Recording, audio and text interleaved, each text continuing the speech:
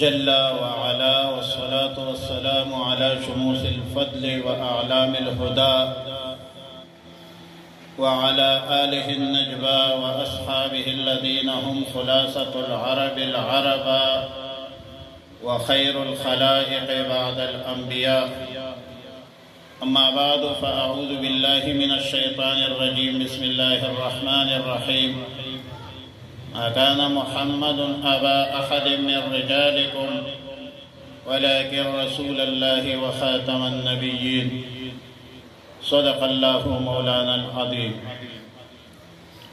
قابل صد احترام معزز علماء کرام، مشائخ عظام، شرکائے کانفرنس، ختم نبوت کا مسئلہ اتنا اہم ہے کہ رسول اللہ صلی اللہ علیہ وسلم نے جتنی غزوات کی ہے، سرایا ہوئی ہے، تمام جنگوں میں، غزوات میں ٹوٹل 259 صحابہ کرام شہید ہوئے.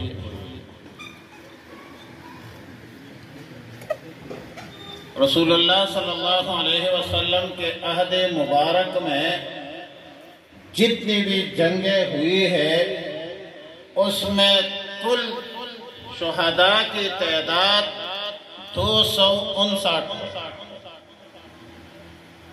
لیکن سیدنا ابو بکر صدیق رضی اللہ تعالی عنہ کے دور خلافت میں جب مسیلمۃ الکذاب کے خلاف جنگ یمامہ ہوتی ہے، اور جنگ اسی لیے ہوتی ہے کہ مسیلمۃ الکذاب نے نبوت کا دعویٰ کیا تھا، اور اس جنگ یمامہ میں 1200 صحابہ کرام اور تابعین شہید ہوئے. یعنی پورے عہد رسالت صلی اللہ علیہ وسلم میں 259 صحابہ کرام شہادت کے عظیم مراتب پر فائز ہوئے ہیں، جبکہ ختم نبوت کے مسئلے کے لیے 1200 صحابہ کرام اور تابعین نے شہادت نوش فرمائی، جن میں 700 حافظ قرآن. اندازہ کیجئے کہ ختم نبوت کا مسئلہ کتنا اہم ہے، کتنا ضروری ہے کہ رسول اللہ صلی اللہ علیہ وسلم نے فرمایا کہ 30 دجالون کذابون، 30 بندے وہ نبوت کا دعویٰ کریں گے، اسلام پر ڈاکہ ڈالیں گے. یہاں تک کہ حبیب ابن زید رضی اللہ تعالیٰ عنہ ایک صحابی ہے، وہ ٹکڑے ٹکڑے ہو چکے. ان سے پوچھا کہ نبی آخر الزمان کون ہے؟ فرمایا رسول اللہ صلی اللہ علیہ وسلم.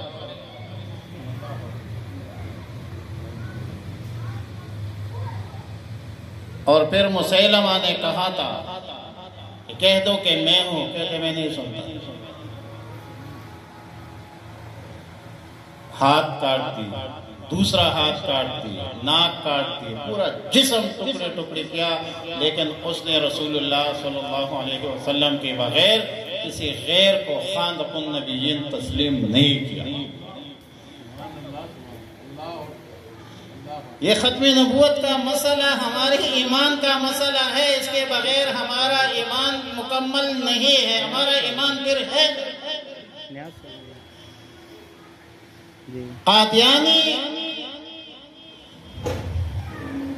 یا اسود عنسی یا مسیلمۃ الکذاب، جو بھی ہے، جہاں بھی ہے، دنیا کے کس کونے میں جو بھی نبوت کا دعویٰ کرے، وہ کانا دجال ہوگا، کذاب ہوگا،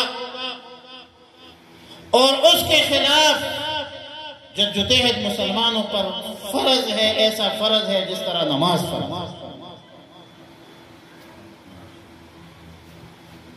مملکت خدادات پاکستان میں اسلامی جمہوریہ پاکستان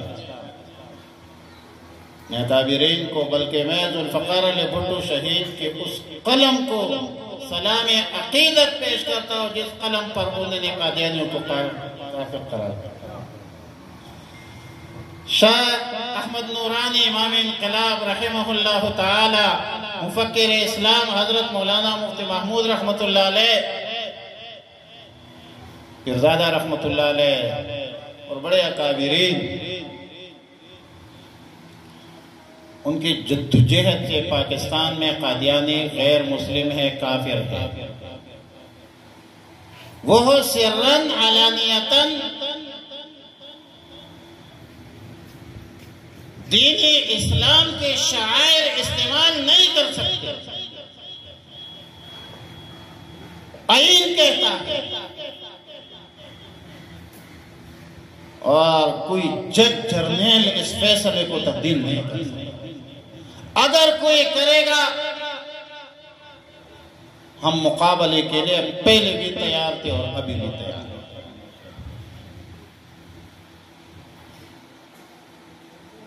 جب اسلامی نظریات کونسل ایک آئینی ادارہ علامہ عارف فائدی صاحب تشریف فرما ہے، جب وہ جج صاحب آپ کے فیصلے کو مسترد کرتے ہیں، جب پاکستان بھر کے تمام مسالک کے اہل علم، مفتیین اعظام وہ مسترد کرتے ہیں، ملی یکجہتی کونسل مسترد کرتے ہیں، جس سے آپ نے فتویٰ مانگا ہے، وہ آپ کے فیصلے کو غیر شرعی کہتے ہیں، پھر آپ کون ہوتے ہیں؟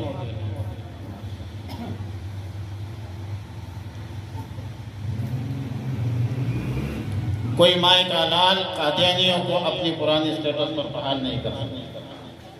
ہمارے لاشوں سے گزریں گے تب بحال۔ اور انشاءاللہ العزیز 7 ستمبر کو گولڈن جوبلی منائیں گے۔ مینار پاکستان لاہور میں ختم نبوت کے 50 سال پورے ہو رہی ہے۔ جہاں قادیانیوں کو کافر قرار دیا تھا، وہاں تمام مسالک بالاتفاق ہم 7 تاریخ کو گولڈن جوبلی منائیں گے انشاءاللہ، کیونکہ ختم نبوت ہمارے ایمان کا حصہ ہے، اور ایمان سے بڑھ کر کوئی چیز نہیں۔ وَلِلَّهُ يَمُنُّ عَلَيْكُمْ أَنْ هَدَاكُمْ لِلْإِيمَانِ، ایمان سے بڑی نعمت رب کعبہ کی قسم نہیں ہے۔ سب سے بڑی نعمت وہ ایمان کی دولت ہے، ایمان کی نعمت ہے، ایمان کی طاقت ہے، اور ایمان کی طاقت پر ہم کہتے ہیں کہ ختم نبوت یہ لکیر ہے، سرخ لکیر ہے۔ ہم ایمانی طاقت پر کہہ رہے ہیں، رسول اللہ صلی اللہ علیہ وسلم کے ساتھ عہد کر چکے ہیں کہ ختم نبوت پر ڈاکہ نہیں ڈال دیا۔ میں نے الفاظ پر اتفاق کرتا ہوں، اور میں معذرت خواہ ہوں کہ میں نے پروگرام پہ جانا ہے، اور علامہ پیر عارف فائدی صاحب سے ان سے اجازت بھی، علامہ پیر سعادت حسین شاہ صاحب سے بھی اجازت لی ہے، اور سب حضرات